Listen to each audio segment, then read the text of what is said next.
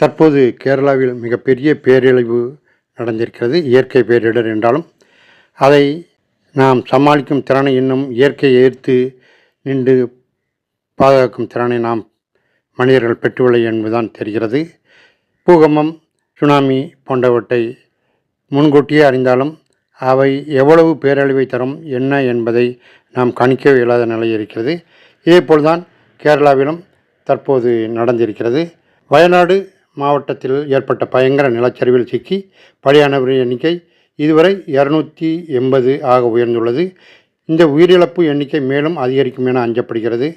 கேரள மாநிலம் வயநாடு மாவட்டத்தில் கடந்த 30ஆம் தேதி ஏற்பட்ட நிலச்சரிவு வரலாறு காணாத வகையில் மிகப்பெரிய பாதிப்பை ஏற்படுத்தியிருக்கிறது. அதிலும் குறிப்பாக முண்டக்கை, மேட்டுப்பட்டி, சூரல்மலை பகுதி பேரழிவை சந்தித்திருக்கிறது. அங்கிருந்த நூற்றுக்கணக்கான வீடுகள் மண்ணுக்குள் புதைந்துவிட்டன. இதனால் அந்த இடத்தில் இதுவரை வீடுகளே இல்லாத தடமும் மனிதர்கள் வசிக்காத போல் ஒரு தடமே இல்லாமல் காட்சியளிக்கிறது. அனைத்து இடங்களும் மண்ணாலும் மரங்களாலும் பாறைகளாலும் மூழ்கடிக்கப்பட்டு விட்டது. அங்கு தொடர்ந்து தேசிய பேரிடர் மீட்பு படையினர், தீயணைப்புத் துறையினர், விமானப்படையினர் உள்ளிட்டோர் மீட்பு பணியில் ஈடுபட்டு வருகிறார்கள். தற்போதைய நிலவரப்படி வயநாட்டில் ஏற்பட்ட பயங்கர நிலச்சரிவில் சிக்கி இதுவரை உயிரிழந்தவன் எண்ணிக்கை 282ஆக உயர்ந்துள்ளது. 250 பேர் இந்த பேரிடரிலிருந்து விபத்திலிருந்து நிமிக்கப்பட்டு மருத்துவமனையில் அனுமதிக்கப்பட்டு சிகிச்சை பெற்று வருகிறார்கள். இன்னும் 200க்கும் மேற்பட்டோர் எங்கிருக்கிறார்கள், என்ன நிலையில் இருக்கிறார்கள் என்ற நிலையே தெரியவில்லை. இந்த நேரத்தில் வயநாடு மாவட்டத்திற்கு வானிலை மையம் பலமுறை எச்சரித்தாலும் மாநில அரசு கண்டுகொள்ளவில்லை என்று உள்துறை அமைச்சர் அமித்ஷா பகிரங்கமாக குற்றச்சாட்டியிருக்கிறார். அவர் இந்த பேரழிவுக்கு வருத்தப்படுவதை விட அரசியல் செய்ய வேண்டும் என்ற நோக்கத்தில் தான் இருக்கிறார் என்று தெரிகிறது. காரணம், வயநாடு மாவட்டத்திற்கு இந்திய வானிலை மையம் இதுவரை ஆரஞ்சு எச்சரிக்கை மட்டுமே விடுத்திருந்தது. செவ்வாய் அன்று நிலச்சரிவு ஏற்பட்ட பிறகே மாவட்டத்திற்கு சிவப்பு எச்சரிக்கை விடுக்கப்பட்டது. அதாவது பேரழிவு நிகழ்ந்த பின்புதான் அதற்கான ரெட் அலர்ட் கொடுத்திருக்கிறார்கள். ஐஎம்டி கணித்து கூறியதை விட வயநாட்டில் 500 மில்லிமீட்டருக்கும் அதிகமான மழை பதிவாகிறது என்று அமித்ஷாக்கு முதல்வர் பினராயி விஜயன் மறுப்பு தெரிவித்திருக்கிறார், விளக்கம் தெரிவித்திருக்கிறார். இதுபோல்தான் சென்னையிலும் இந்திய வானிலை மையம் கனமழை பெய்யும் என்று கூறிவிட்டு எதிர்பாராத மழையில் ஒரு நாள் முழுக்க அதிக கனமழை பெய்தது.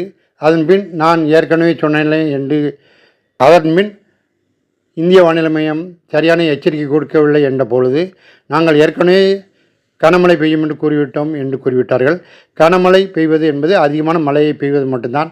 இதுபோல் பெரிய மழை, பெரிய பேய் கனமழை பெய்வதற்கு அவர்கள் சரியான எச்சரிக்கை இதுவரை வழங்கவில்லை, சென்னைக்கும் வழங்கவில்லை. அதுபோல் தான் கேரளாவிலும் செய்திருக்கிறார்கள்.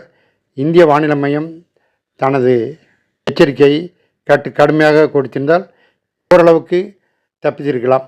ஆனால் நிலச்சரிவு எங்கே ஏற்படுகிறது, எந்த இடத்தில் எப்பொழுது நிகழும் என்பது கணிப்பது மிக கடினம். அதில் மனிதர்கள் எதையும் செய்ய இயலாது என்பதும் இந்த இடத்தில் நாம் நினைவு கூறத்தக்கது. பெருமழை, சுனாமி, பூகம்பம் போன்றவற்றை கணிப்பது, இயற்கையை நாம் கணிப்பதும் அதற்கு பாதுகாப்பித்திருக்கொள்வதும் எடுத்துக்கொள்வதும் நம்மால் இயலாத காரியம்தான்.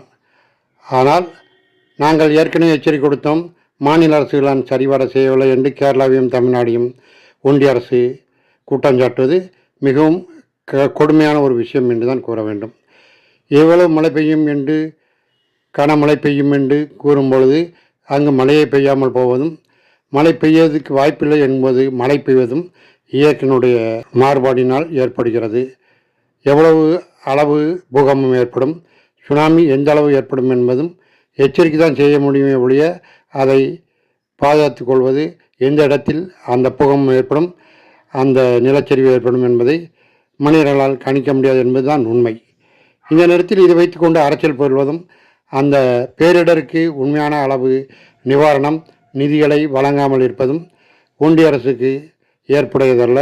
இது போன்ற விவகாரங்களை தேசிய பேரிடராக அறிவிக்க வேண்டும். அதற்கு தேவையான பொருளுதவி செய்ய வேண்டும்.